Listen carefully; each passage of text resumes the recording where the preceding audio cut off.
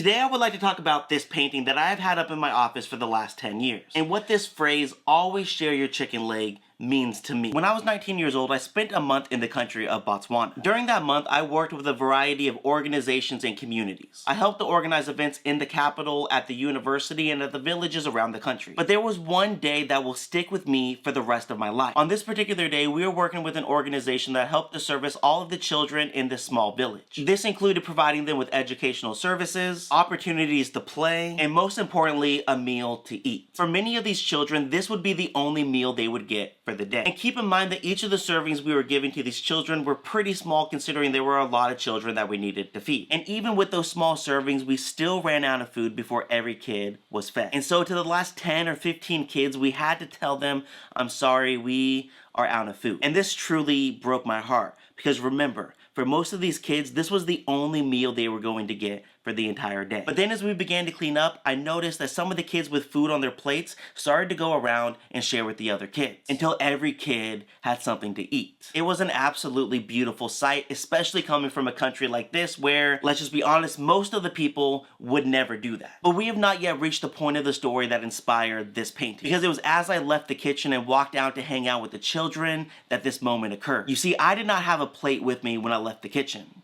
because I was not eating. And one of the children noticed this. It was one of the children who had already split half of his plate with another. And though we could not speak the same language, he taught me a lesson that I will never forget. For he grabbed the only chicken leg left on his plate and gestured it towards me. And though I, of course, did not take the chicken leg, I did take the message. The message being that we always have something that we are capable of giving.